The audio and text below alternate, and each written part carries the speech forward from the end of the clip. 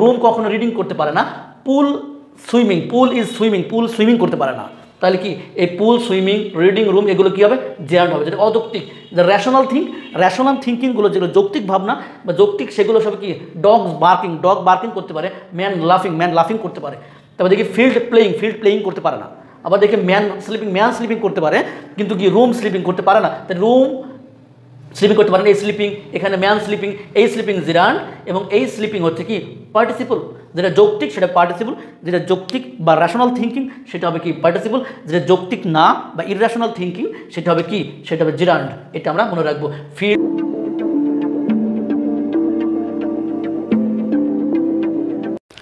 আসসালামু আলাইকুম সুপ্রিয় ভিউয়ার্স, তোমরা সবাই কেমন আছো? আজকে আমরা ইংলিশ গ্রামারের অত্যন্ত গুরুত্বপূর্ণ একটি টপিক, যেখান থেকে প্রতিযোগিতামূলক পরীক্ষায় সকল পরীক্ষায় প্রশ্ন আসেই, সেই কি?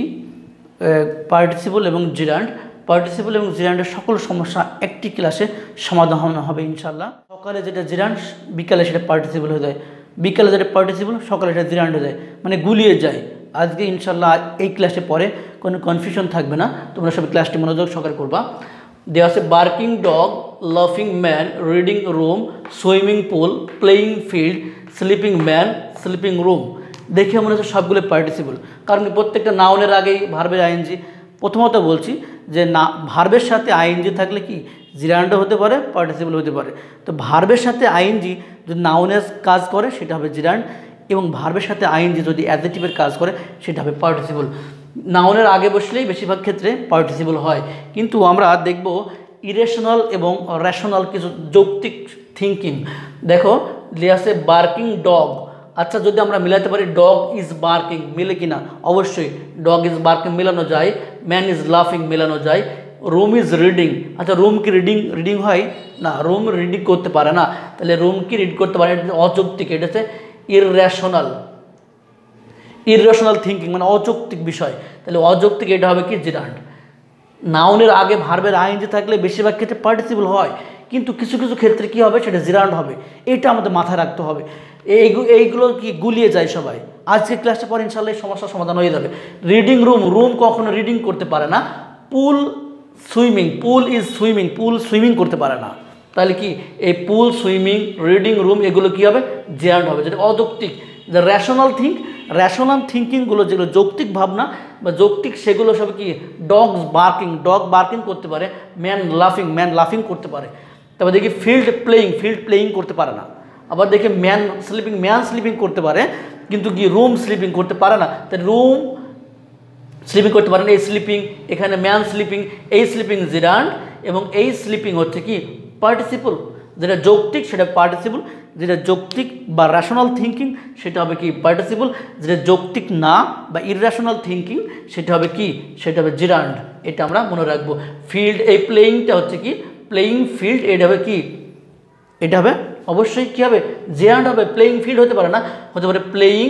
যদি প্লেয়িং বয়, তাহলে বয় ইজ প্লেয়িং বলা যাবে, কিন্তু প্লেয়িং ফিল্ড, যে ফিল্ড ইজ প্লেয়িং এটা হয় না। তাহলে কি ফিল্ড প্লেয়িং করতে পারে না, তাই এটা অযৌক্তিক। কী হবে? জিরান্ড হবে। জিরান্ডের আরও কিছু আমরা বেসিক কথা বলছি। যে জিরান্ড বলতে আমরা যে ভার্বের সাথে আইএনজি সেটা ইট দ্বারা পরিবর্তন করতে পারবো। ভার্বের সাথে আইএনজি থাকলে ইট দিয়ে পরিবর্তন করা যাবে, এবং পিজি মনে রাখবো।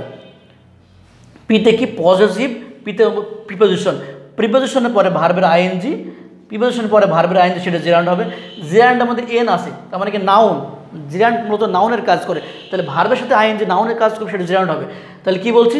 যে জিরান্ড বললে আমরা ইট পিজি মনে রাখবো। যেটা জিরান্ড, পিতে আমরা দুটো মনে রাখবো কি? একটা পজিটিভ আর একটা কি?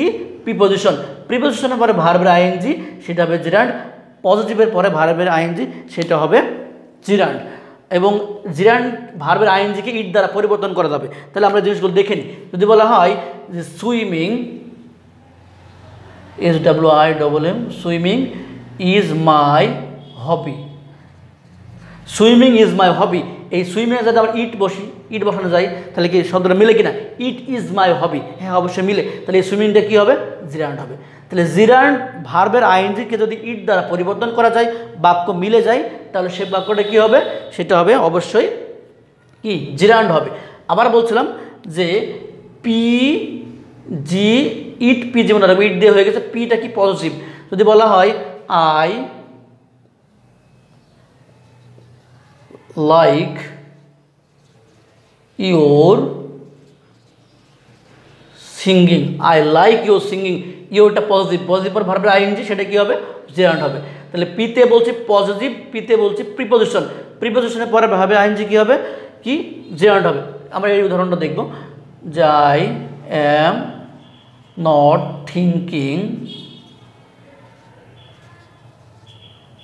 About singing, I am thinking about singing, এই অ্যাবাউটের পর কি ভার্বের আইএনজি, তাহলে এই অ্যাবাউটের পর প্রিপোজিশনের পরে ভার্বের আইএনজি কী হবে জেরান্ড হবে। তাহলে আমরা জেরান্ড সম্পর্কে তিনটা কথা, জেরান্ড সম্পর্কে তিনটা কথা বলছি, কি অযৌক্তিক হবে, কি নাউনের পূর্বে বসে ভার্বের আইএনজি সেটা অযৌক্তিক হবে, সেটা হবে জেরান্ড। আবার কি বলছি যে ইট পিজি, যেটা জেরান্ড, পিতে কি পার্টিসিপল, পিতে বলছি কি, পিতে বলছি যে পজিটিভ, পিতে বলছি যে প্রিপোজিশন, প্রিপোজিশনের পরে ভার্বের আইএনজি জেরান্ড, পজিটিভের পরে ভার্বের আইএনজি জেরান্ড, এবং ভার্বের আইএনজিকে ইট দ্বারা পরিবর্তন করা গেলে জিরান্ড। ইনশাল্লাহ জিরান্ড এই ধারণা থাকলে জিরান্ড খতম। পার্টিসিপল নিয়ে কিছু কথা, পার্টিসিপল হচ্ছে কি অ্যাডজেক্টিভের কাজ করবে, যে ভার্বের আইএনজি কি নাউনের পূর্বে বসে অ্যাডজেক্টিভের কাজ করবে এবং যৌক্তিক হবে, এটা হচ্ছে পার্টিসিপল বিষয়। আমরা যদি দেখি যে a rolling stone gather no moss, a rolling stone gather no moss, এই রোলিংটা কি, এই রোলিংটা হচ্ছে পার্টিসিপল, পরীক্ষা আসে। এই স্টোনটা কি, স্টোন, স্টোনের পাথর, পাথর কি রোলিং, পাথর ঘুরতে পারে, ঘূর্ণায়মান, পাথর কি, পাথরটা ঘূর্ণায়মান, মানে ঘূর্ণায়মান পাথর, না পাথরের অবস্থা বোঝাচ্ছে। তাহলে ভার্বের সাথে আইএনজি নাউনের পূর্বে বসে এবং কি করে নাউনকে মডিফাই করে, অ্যাডজেক্টিভের কাজ করে, নাউনের অবস্থা প্রকাশ করে। বলছে পাথরটা কি, পাথরটা ঘূর্ণায়মান, বলছে ডগটা কি, ডগটা বার্কিং, ম্যানটা কি, ম্যান লাফিং, মানে অবস্থা, ম্যানের অবস্থা বোঝাচ্ছে। তাহলে কি দেখো, তারপরে বলছে কি ম্যান স্লিপিং, কি বলছে, তারপরে কি স্টোন, স্টোন রোলিং, মানে ঘুরছে, তার মানে যে এটা অবস্থা বোঝাচ্ছে। তাহলে অবস্থা বোঝাইলে সেটা কি হবে, অবস্থা বোঝাইলে যে সেটা কি নাউনের অতিরিক্ত তথ্য দিলে সেটা হবে কি আমরা পার্টিসিপল বলছি। ইনশাল্লাহ এই ক্লাসের পর পার্টিসিপল নিয়ে এখন ঝামেলা হবে না, জেরান্ড এবং পার্টিসিপল নিয়ে আর কখনো ঝামেলা থাকবে না। তবে অবশ্যই ক্লাসটা যদি ভালো লেগে থাকে অবশ্যই তোমরা শেয়ার করবা, যত বেশি শেয়ার তত বেশি কেয়ার। ইনশাল্লাহ আগামীতে আমি ভালো ভালো ক্লাস নিয়ে আসবো তোমাদেরকে সহজবদ্ধভাবে বোঝানোর জন্য ইনশাল্লাহ চেষ্টা করব। আজকের মতো এ পর্যন্তই, অবশ্যই ক্লাসটি লাইক দেওয়া, কমেন্ট দেওয়া এবং কি শেয়ার করবা। আজকের মতো এ পর্যন্তই। আসসালামু আলাইকুম ওয়া রাহমাতুল্লাহি ওয়া বারাকাতুহু।